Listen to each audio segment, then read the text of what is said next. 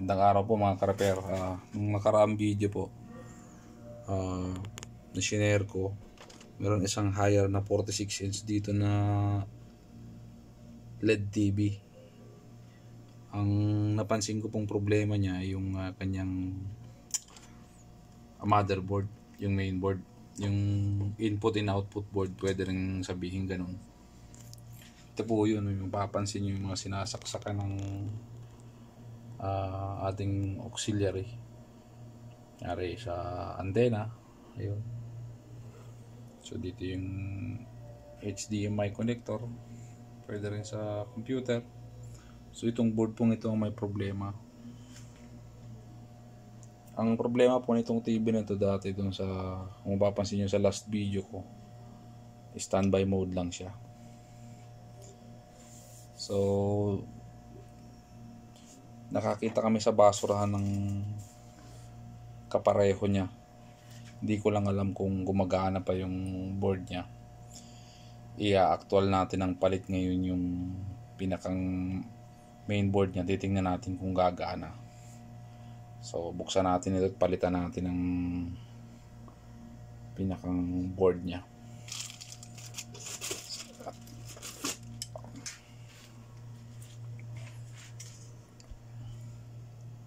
Saglit lang muna.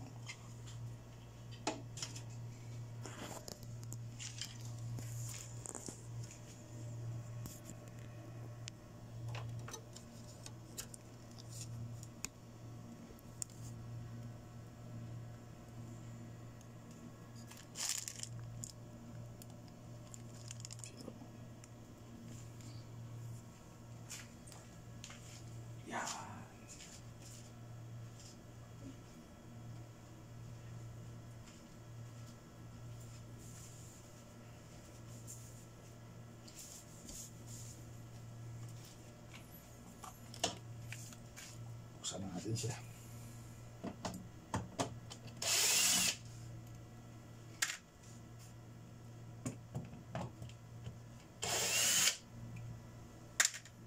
Ito nga pala yung pamalit nating board, mga ka-repair. Ito subukan natin kung gagana pa ito. Ay.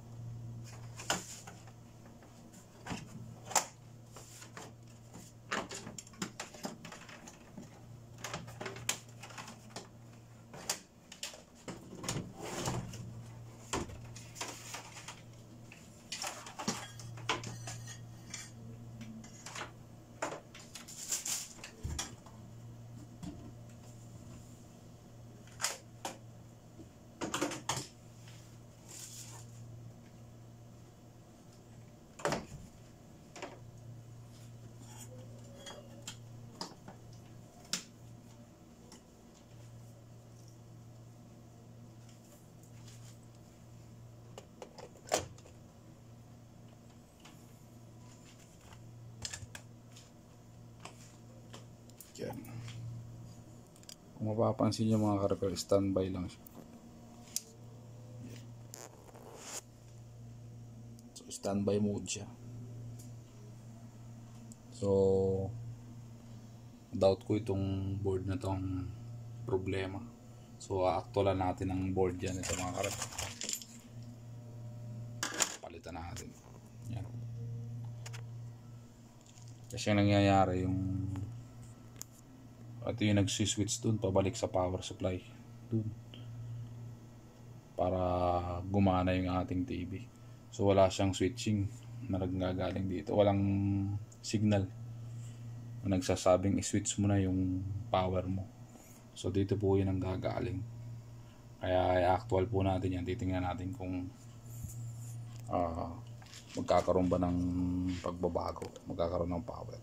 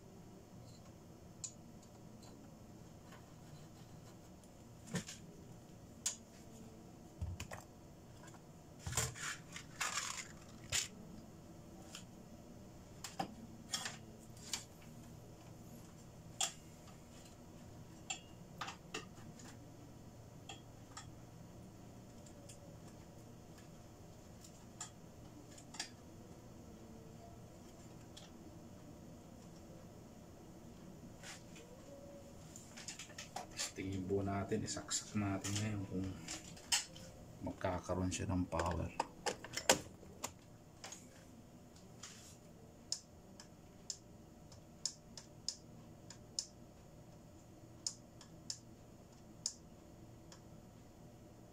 Ayan po, nagkaroon na siya, naging green na siya.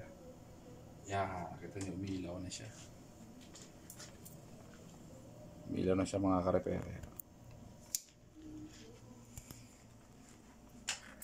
So, hindi pa tayo nagpapalit ng board. Standby lang siya. So, ngayon, umilaw na yung kanyang backlight. So, nakapagpalit tayo ng board.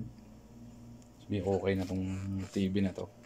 Papansin nyo, nag-green na siya mga karepere, yung pinakang indicator niya. So, tingnan natin yung tako, may basag siya mga karepere. Sayang, basag yung kanyang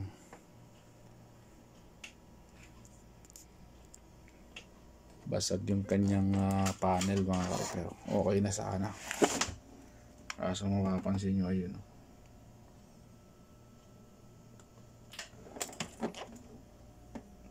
So, napagana nga natin yung kanyang power, pero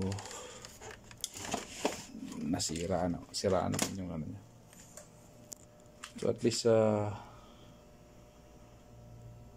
sigurado tayo na nasira na tong board na to. Wala na to. Kaya lang sa kasamaang palad sira din ang kanyang panel. Hindi kasi siya natin makikita mga karepere hanggat hindi natin napapapower yung unit.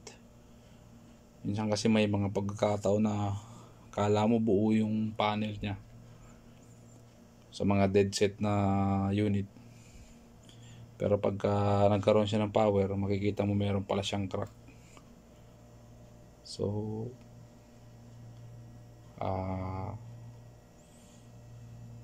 sawing palad tayo ngayon mga karepere. Okay na nga sana kaso nasira pa. Basag pala ang kanyang panel. So at least nalaman natin na sira na yung ating mainboard. So for katay na lang ito mga karepere, for backlash na lang ito para sa mga nangangailangan ng pyesa. Kung meron tayo makita uli na buo pa ang panel, mabubuo natin to. So hanggang dyan muna mga karepere, at maraming salamat uli. At salamat po sa lahat ng nag-subscribe sa channel ko. At sana po huwag kayo magsasawang manood ng video. Paki-subscribe na rin po sa mga hindi pa nag-subscribe para updated po kayo sa mga susunod kong videos. Hanggang dito muna po at ingat po tayong lahat. Maraming salamat po.